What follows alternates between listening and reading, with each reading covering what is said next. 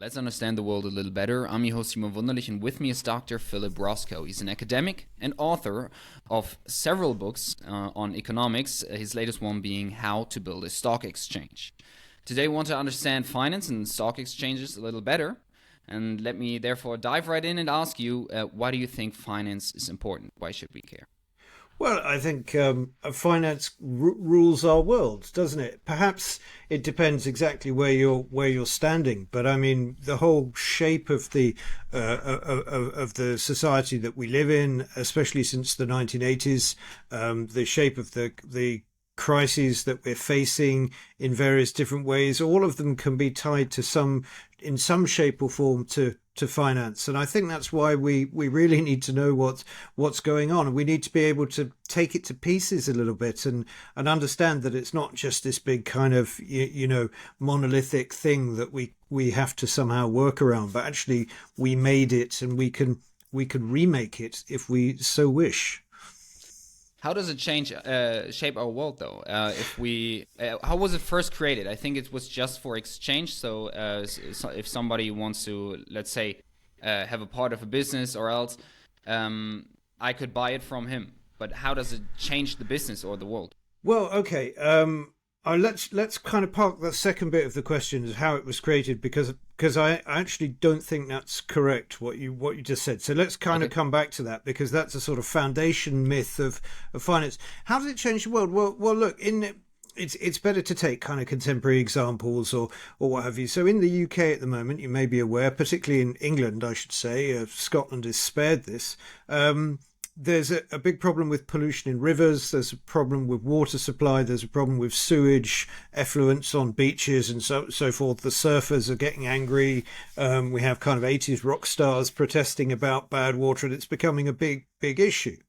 And the reason for this is because the water companies have for 3 decades been doing what their shareholders want, which is borrowing lots of money, ramping up dividends, paying it out to the people that own the companies, who are largely investment banks and asset management firms and people like that, pension funds. And what they've not been doing is investing in infrastructure and looking after their customers and so forth. So what you clearly see in this little localized incident is the tale of finance, directors of utility firms being incentivized by their bosses, the shareholders, to perform in a certain way, ultimately meaning that, there aren't any fish in the rivers and the otters are all relocating or whatever it may be. So there's this trickle on of boardroom decisions that then spill into the real world and they and change the world that they live in. So I think especially since the 1970s and 1980s, finance has done something to the way the way that business operates. We understand business, and even you could say if finance is about deals and deal making very often. And we all know who the king of the deal is in the United States and what he stands for and all of that. So this sort of drift of finance speak and finance personalities into politics and everyday life. If we don't like it, we don't have to. That's really the point of the book. Maybe we can go and do a little history. Let's go into the history there.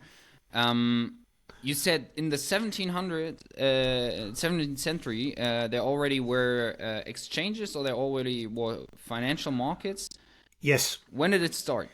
So round about then, financial markets kind of co-evolve with the modern nation state and the institutions that we recognize, and they often co-evolved as a means of allowing states to get more money. And this is because states, as they emerged from other more kind of monarchy-based structures or what have you, suddenly had to find ways of getting money out of their population that wasn't either stealing it or punitively taxing it. And at the same time, the populations, in England, for example, in the early 17th century, were mercantile. There was lots of money sitting in private hands. There were, trade was really kind of picking up, and Dutch habits were being imported, and all of these kind of things. And so the English government, I keep meaning to say the British government, but it wasn't the English government, it brought a series of reforms into the English law, and then created a bunch of what were called joint stock corporations, which are very similar today to today's multinationals. Things like the East India Company, the South Sea Company, the Hudson Bay Company, all of these kind of early trading concerns. And Parliament lent them huge sums of money. That's the wrong way around. Parliament gave them trading concessions. So the East India Company had a concession to kind of trade with the whole and subjugate the whole of the Indian subcontinent, in return for which the corporation gave Parliament a whole load of money, and then it funded this with issues of stock to the merchant population of London. So you can imagine the money's kind of going into the company from the rich merchants who are buying shares. It's going up and through to the government, who are paying it back with interest, and this is being paid out again to the corporation. So these early corporations existed as kind of money channels for the government, but also what the East India Company was doing when it wasn't lending money to the government was conquering India. So there's this kind of tangle of like military domination and colonialist endeavors and what have you. And finance has never been entirely free of that. It's always been kind of in the mix of the politics of European and American nation state building. So the story that it started off as a means of allowing you to buy a piece in a firm or what have you, or to raise money for corporations, really isn't true at all. So it started more with credit or debt, is that? Well, so I'm not wanting to get too bogged down in this here. The history of credit is a kind of separate thing. I mean, money evolves from credit. And merchants learning to kind of transact at a distance and all of these sorts of things. But I think at some point credit becomes, or credit instruments, if you like, become so transferable that we can buy and sell them like stocks and shares on an exchange. And at that point, the exchange emerges. So, if you have if I owe you some money and you owe your friends some money, what have you, this is of no interest to anyone. But if everybody owes everybody else money, such as in the kind of mortgage market or something like that, all of a sudden we have these huge sums of debt that can be bought and sold very profitably. And that is the underpinning of modern finance. What else has changed since then, since the 17th century? Well, kind of everything and nothing in a sense. I mean, the markets are tied to their material and technical structures. So as technologies advanced, trade has got quicker, things have got more regularized.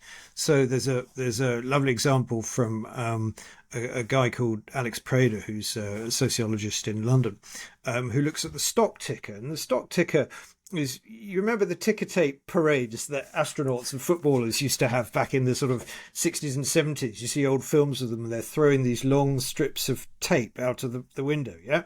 Well, this is ticker tape. And a ticker tape is a sort of rolling printout, and it's connected to the telegraph. And this is almost unimaginable for a young audience now, that the only way you could know what was going on in a city that you weren't immediately in was a single stream of kind of coded characters sent down a Morse code wire. And at the other end, the ticker tape is the ticker machine is this automated device that kind of taps it all out. And then there's an elaborate code book and architecture and so forth. So you have instead of a stock market being people sort of standing in the street or standing round having a formal auction wearing top hats or what have you, all of a sudden you have this network distributed across the States or a European country or what have you, and a central sort of node sending out the information, and brokers' rooms where people are gathered around these machines decoding them and so forth. And this changes the way the market works, because it gives you an idea of time, for example, like regular time, and it gives you an idea of the market as a whole thing. So you can suddenly start thinking about things like, kind of velocity of travel. You can say things like a stock is going up, or a stock is going up quickly, or, there's this notion that you might sort of jump on with the crowd, and all of these things that we do intuitively when we look at the graph of, some Bitcoin or something like that, and it's going up and everyone has to jump on. That has its origins in this piece of technical equipment.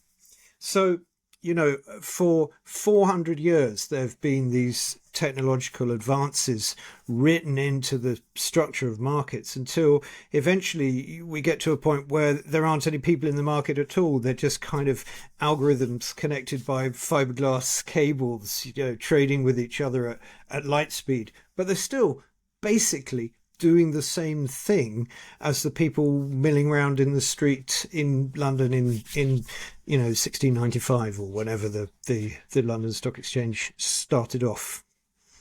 So I have a quick question in between there. If the stock exchanges are basically the marketplace, what do we today need the brokers for? Or the other way around, what do we need the stock exchanges for? If I have on Trade Republic, for example, I can trade the stocks. That goes over the stock exchange, right? But where...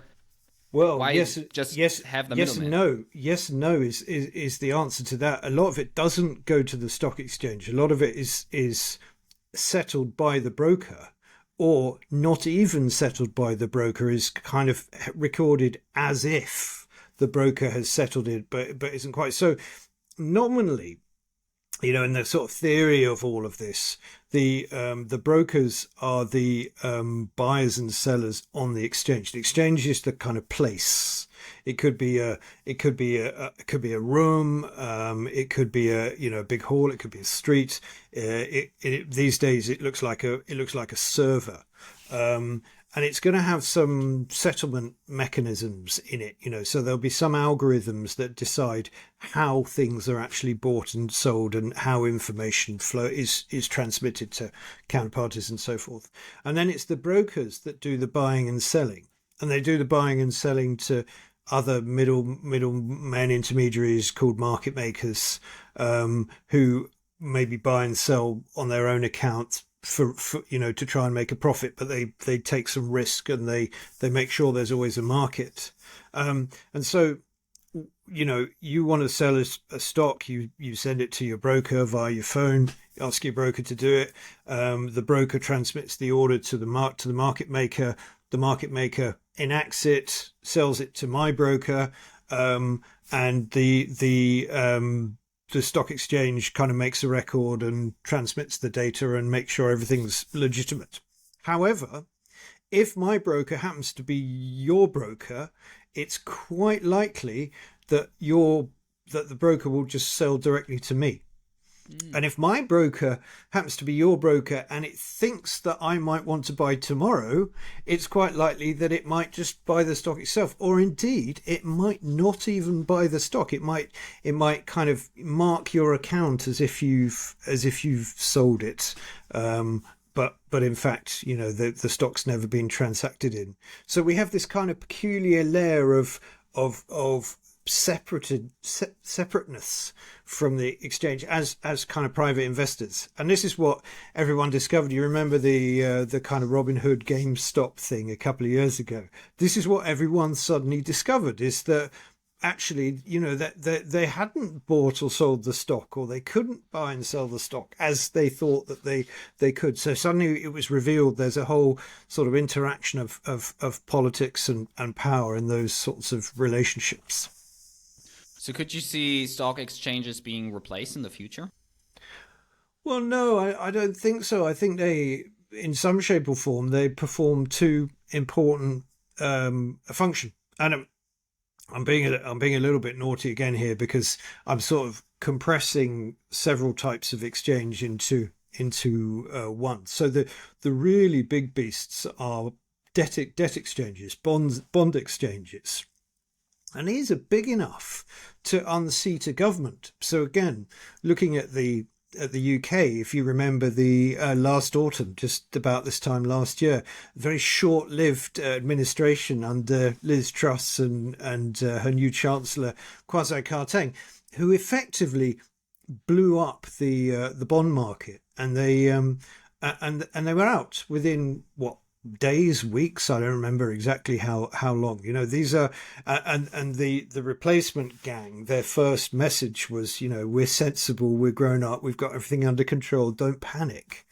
Because what these bond markets are doing is exactly what they were doing back in the days of the East India Company. They are lending money to the government, and they're lending money to the government at the price that they think reflects the amount of risk they're taking on. And if they suddenly think that the government is unreliable, then they put the price up.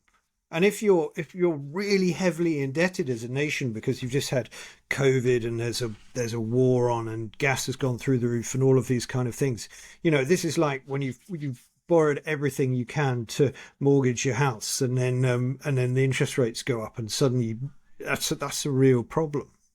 So these kind of markets are so deeply entwined in the fabric of our modern nation state that I just can't see them going anywhere. And that kind of gives us a problem, right? Because I mean, I didn't for a moment think that any of Liz Truss's policies were clever or big or grown up or anything like that. But if you have like a democratically elected representative of the people, and again, it's not clear that she even was that, but if you do, and they enact a policy that the people have said that they want, and the financial markets, which represent a tiny narrow little niche of the population, say, oh, we don't like you doing that, and they get thrown out, that's really got significant implications for democracy, hasn't it? And for the way that we organise our society. So the sort of part B of that question is, are they going to be around for a long time? And I think they probably are. And can we afford to have them around in the way that they are now? Maybe not so much. Who owns them? Are they state-owned, public, private? Is there differences between countries? They're private firms mostly, and that's an astute question because they're businesses. Stock exchanges are businesses. They were often originally owned by the members, but over the latter part of the 20th century, most of them were privatized. So you can buy shares in excuse me, you can buy shares in the London Stock Exchange, for example, and so that tempers the service that they provide, right? Because they're constantly on the lookout for what they're offering their shareholders and their customers and so forth. And it's possible. I don't think there's something that would necessarily be good state owned, but it's possible to imagine lots of sort of other ownership structures around these kind of financial institutions that might have beneficial consequences. How's it different around the world? Are there any state owned, or are there none? You're testing me there. I don't know off the top of my head. I think not. I think in the most cases there, because the standard model of stock exchange that is disseminated globally is one that is privately held. But then you have entities like the Shanghai Stock Exchange or what have you. I don't know is the short answer. How do they make money? Transaction fees or transaction fees and data, increasingly data. They're big providers of data sales. Excuse me. big providers of data sales. They charge for regulatory services and that sort of thing. And increasingly, they make money for other sorts of strange services. So, for example, I just said that trading these days is mostly at the speed of light by algorithms and connected by fiberglass cable. Well, it turns out that the speeds we're talking about are so quick that the length of fiberglass cable matters, because inside inside glass and fiberglass cable, light only travels at 3/4 of the speed of light, or something like that. I'm not a physicist, forgive me. And that latency is enough that if your cable is too long, then you can't make any money because other people get there first. So what happens is the stock exchange has its servers in the middle of a great big secure warehouse, normally in some kind of industrial park outside of the big city, and it rents space in that warehouse to servers from other firms. And the closer you are, the better the service. So the more you pay. And there are all kinds of gimmicks like, oh well, we try and make sure that everyone's got the same length of fiberglass cable coiled around or whatever. But experts are going in, engineers are going in, and they're looking at the way the cabling is laid out on the floor in the warehouse because of the kind of nanoseconds of extra time that you'll get. And but that doesn't sound like a fair market, does it? Well, I know this is the complaint. So Michael Lewis, the sort of super famous finance writer, his book Flash Boys is held together, but it's all about this, and it's held together by the story of a top secret project to drill a cable between Chicago and New York through the Appalachian Mountains, because the original fiberglass cable goes with the railway, so it goes wiggle, wiggle, wiggle. So if you can drill a cable in a straight line, then you shave off milliseconds off the timing, and then it's like that's an arms race, because anyone who wants to make money in the market then has to subscribe to that cable, which is owned by a group of venture capitalists and developers, because if you don't pay the rent, and so nobody's any better off. There's a lot of money being made by the people that own the infrastructure. Certain traders can afford to pay, and they're making more money. The rest of us, our pension funds and what have you, are finding that the margins on the trade are just being sort of nibbled away at all the time. So we're all just paying all the time, paying these little rents. And that was Michael Lewis's point. It doesn't sound like a fair market at all. It's wasteful. It's just an arms race for its own sake.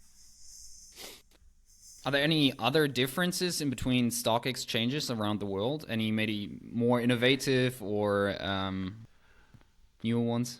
There are different ways of organizing the exchange, but there's increasingly time, and there's this kind of just this imitation where a stock exchange has to look like this particular kind of thing, and it has its roots in contemporary finance theory and the notion of the efficient markets. And in an efficient market, we know all the prices, but we don't know who the buyers and sellers are, because if you might pay a bit more if you trust your friend or anything like that. So you don't know who anyone is. You just got the prices, and it's perfectly competitive and so forth. And this is a very, very strong model, which is imposed by regulators as well, top down, and it allows for easy supervision and all of that kind of thing.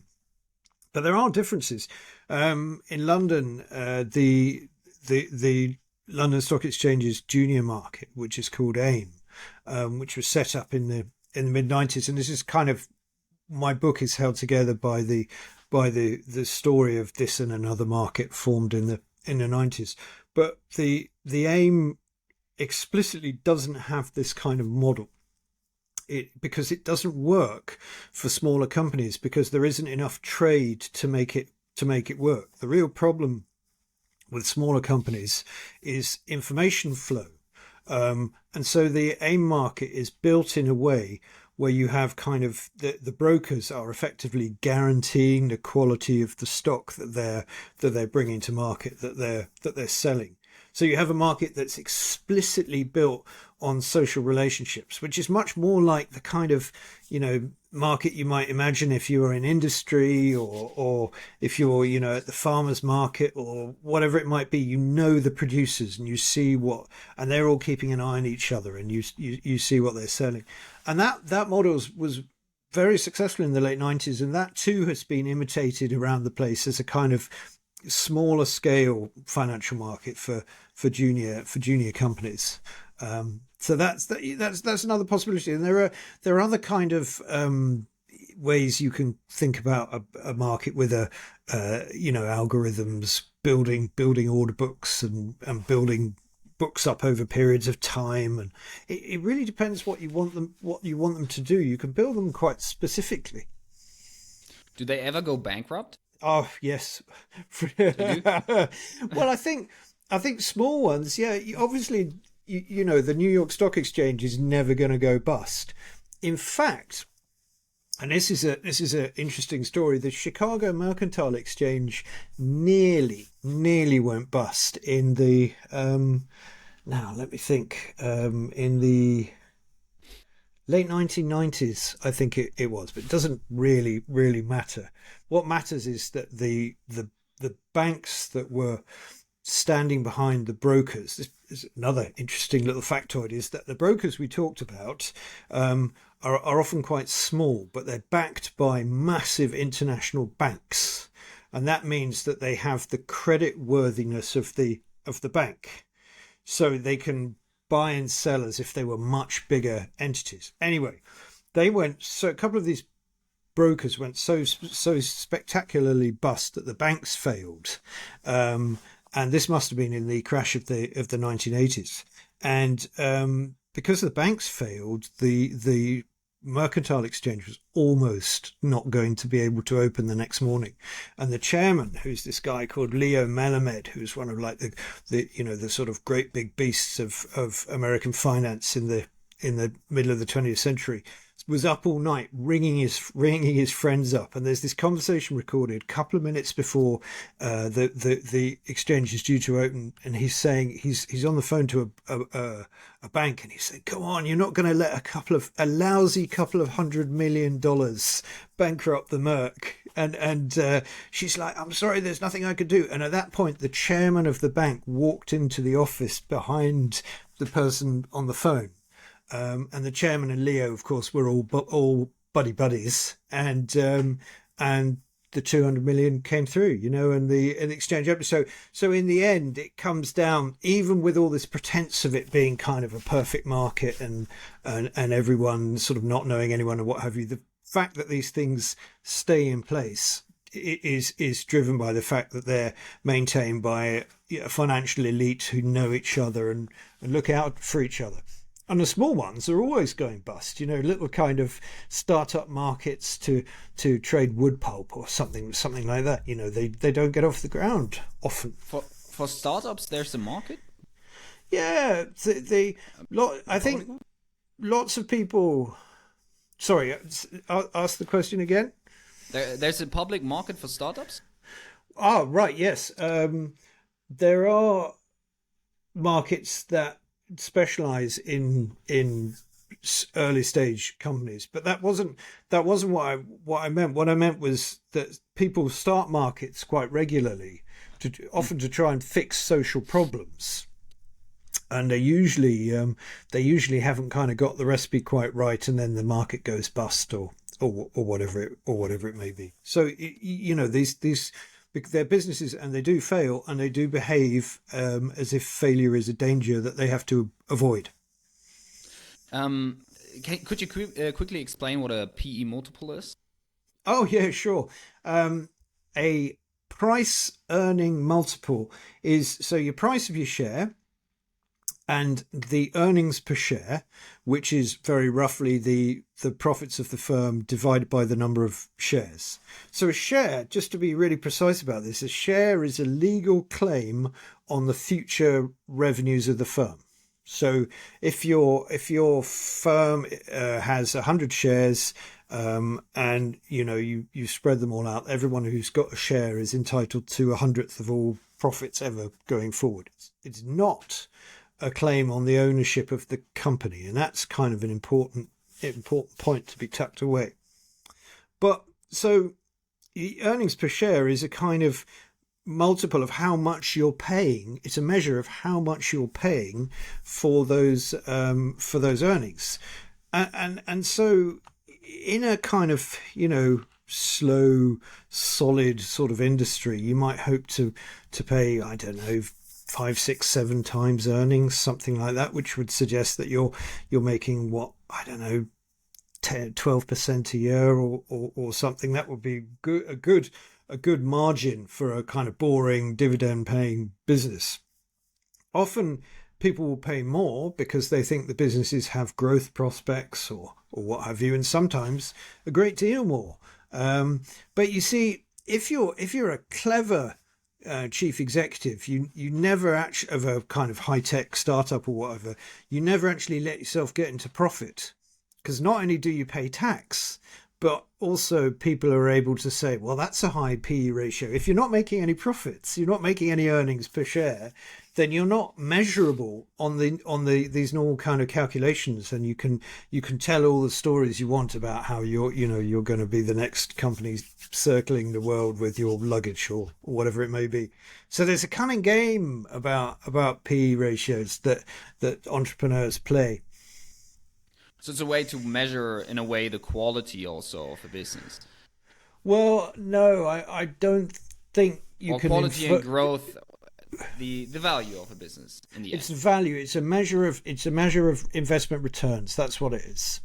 Do stock exchanges, the ones that are public, do they have high or low PE multiples? Now, in truth, I just don't know. I've never looked. We could find out and. Actually, before the podcast, I looked it up. Just some, and I've seen rather high multiples, meaning from 18 to 30, and even some higher than that. Do you have any idea why that could be? Why somebody would pay a higher multiple for stock exchange? Well, I guess because they're perceived as being exciting industries with growth prospects and so forth. I mean, if you pay, in very simple terms, if you pay a PE of 20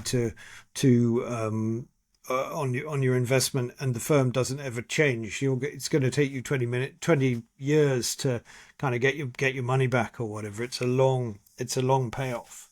But people were squabbling back in the late 90s, early noughties about whether Amazon was worth this particular PE or that particular PE or whatever, and of course it was worth a squillion times what anyone thought it was ever going to be worth. So that's why people pay more, and the corresponding thing is true. Often you have to be a bit careful when you see these things on the web going, oh, this has got a really good PE ratio, it's really low, it's really good value.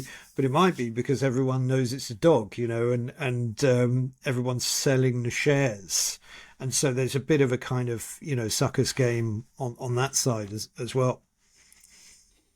Okay, so there might be, or the markets do think that stock exchanges might be really valuable, really in the future a stable or growing industry, I would assume. Yeah, it would. That's what that price would suggest. Yeah.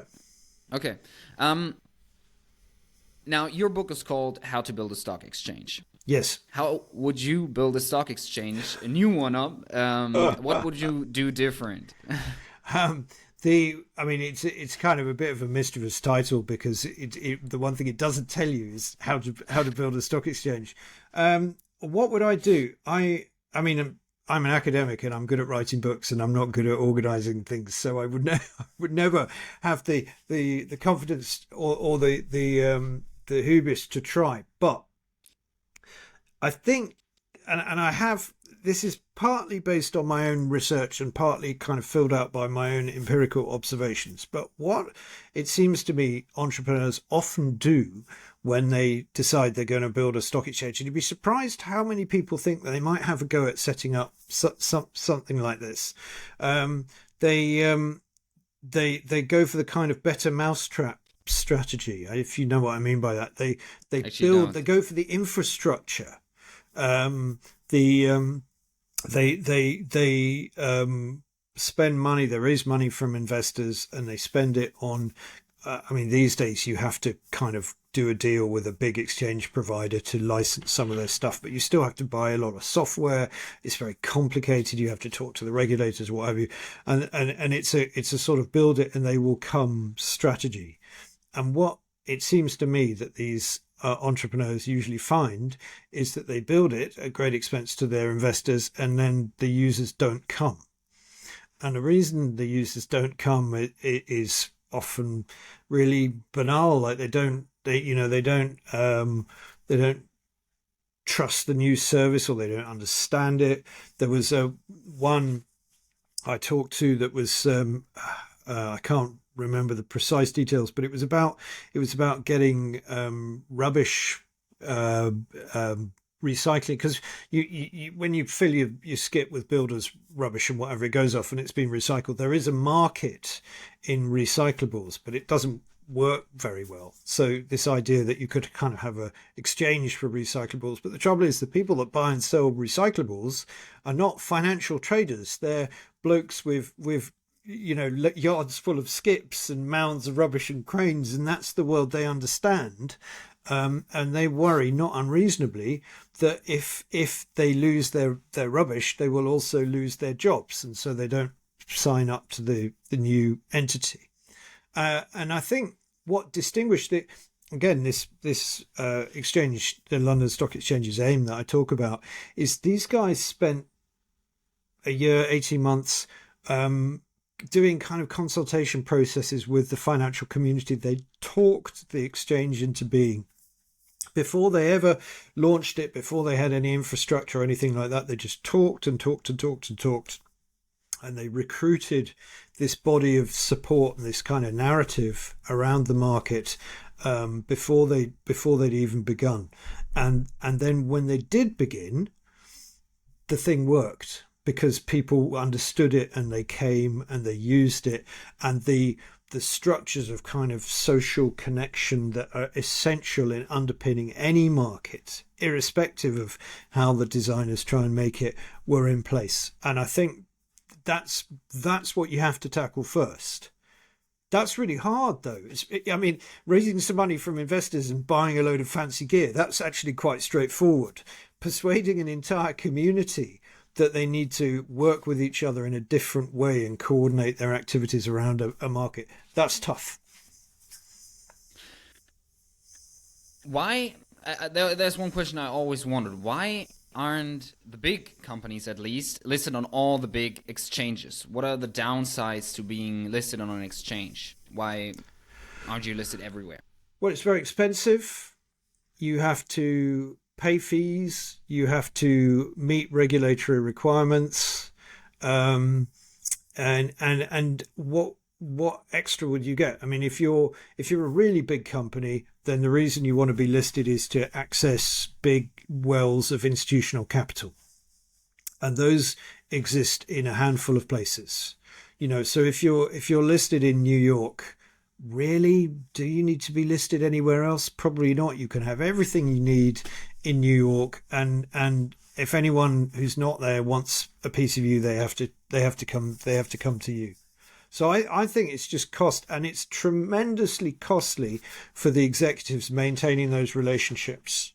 So you may have, if you're a chief executive of a big firm, you may have kind of 24 massive institutional shareholders who constitute the bulk of your shareholder register, and you have to kind of be good friends with those people all the time because they're extremely powerful, and they can sack you or strip you of your bonus, or if they just decide to decide to sell their stock, they can ruin you. So that's hard work, and you wouldn't necessarily want to sign up to a whole bunch more in London or Tokyo or what have you at the same time. So I think that's the main reason.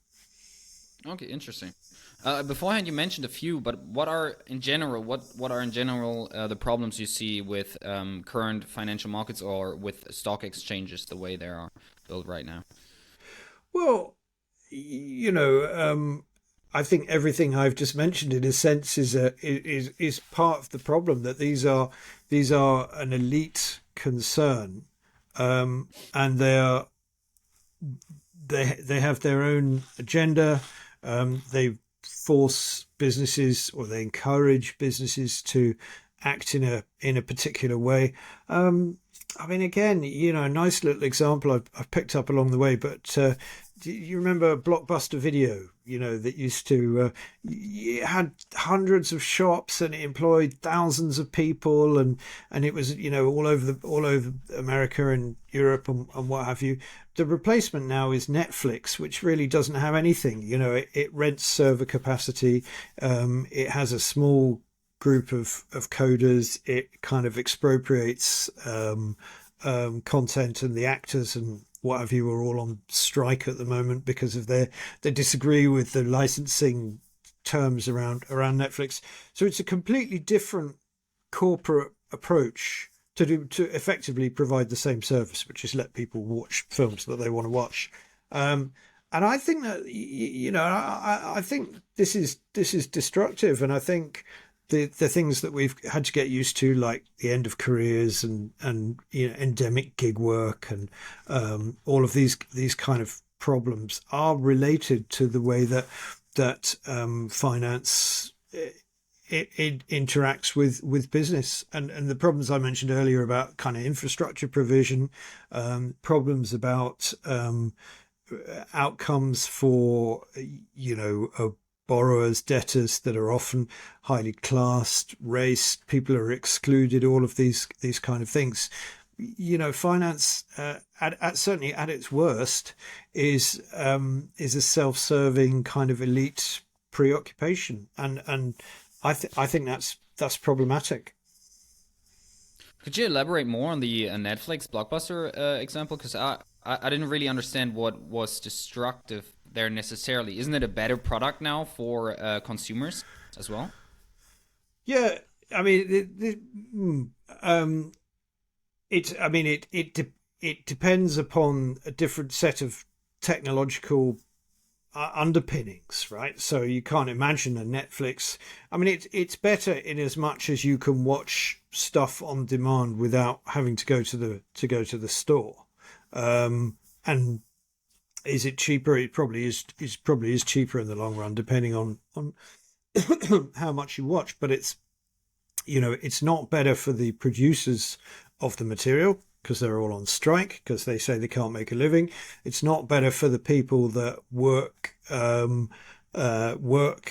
or used to work in the shops, who aren't in the shops anymore. It's not better for the places where the shops that used to be, or the people that own the buildings where the shops used to be, or any of those kind of things. There's a lot of people that it's not better for.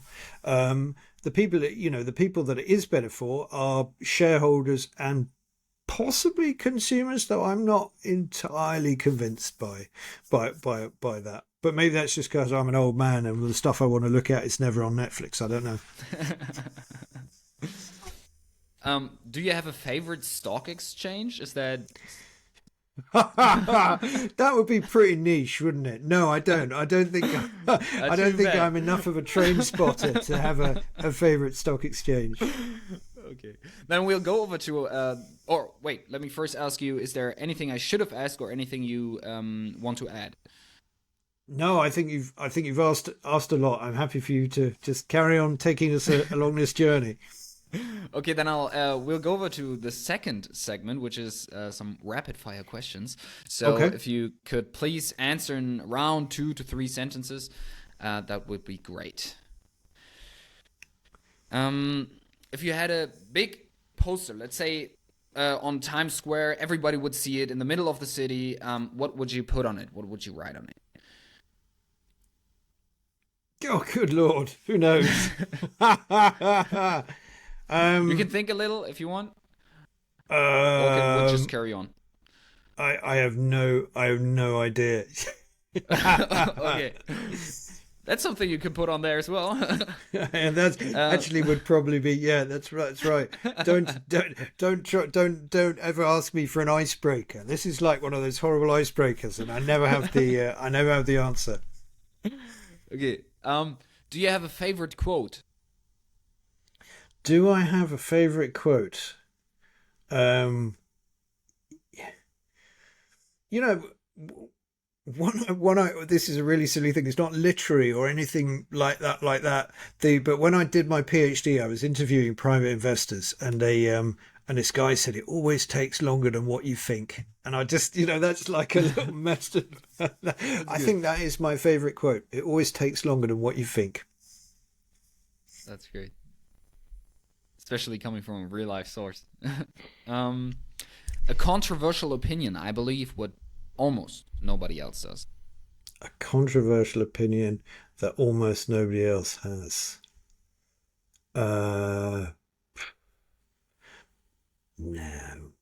No, not No. controversial. Okay, Philip is not controversial. Or Um, not shareable. Controversial. what would you have liked to know when you were 20? I would have liked to have known that Amazon was going to turn out to be the biggest company in the entire world. I would also have liked to know that Bitcoin was going to reach $60,000. Yeah, that would be awesome to have known that. Um, what is your newest biggest insight? Into It doesn't matter. Like the thing you have recently discovered that it was the most interesting to you, I'd say. um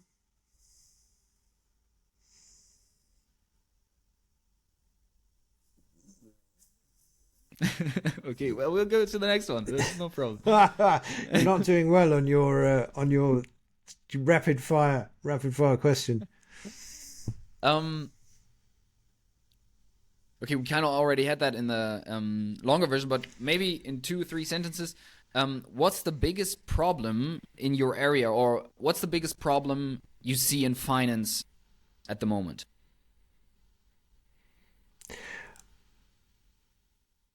I think it's a very concentrated ownership of stuff. I mean, this is not just finance. This is like property in the UK. You know, too many people own too much of a limited amount of everything, and that's not fair. And it's really hard for young people, especially, and people that don't own anything and never will. How would you spend? Now, usually I give $1 billion out, but how would you spend? That's probably not enough. Let's say, $10 billion to try to solve that problem. That's probably still Well, not enough, right? my immediate kind of knee jerk response is that I'd buy Tesla and sack Elon Musk, but that would purely be a vendetta. Uh, you'd have to, you know, I think you'd have to start paying money into the public sphere support. We've had 15 years of austerity, of things being chiseled to the bone, particularly in the UK, and you can see where that's left us. I don't know. I don't think 10 billion would go very far, but that's what I'd like to do. You know, put money back into schools and universities and those kind of places. How would you spend $10 billion to make the world a better place? So not necessarily finance, but in general. I think just the same way. I'd just spend it all on. I'd put it back into public services. So maybe this would count as a controversial opinion, but I don't know if it is. Maybe maybe it's just the people I talk to. But you know, I'm not convinced that business is the best solution to everything, or in fact anything. And I think that people that work in the public sector are generally really good and should be supported, and that's a really good way of organizing things and supplying solutions to problems and so forth. That might seem a controversial opinion in some quarters, I guess. Well, thank you very much, Philip. If you want to know more about Philip and his insights, I'd say on on finance and the stock exchange, go check out his books. His latest one being, like I said, How to Build a Stock Exchange, and also listen to his podcast, which I think is really, really good. Also titled How to Build a Stock Exchange. Is there anything you want to add? Anything you want to promote? A message? Just to say thank you for the invitation. It's always a pleasure to have a chance to chatter about these things. I hope I haven't overstayed my welcome. Talk too much. Thank you very much.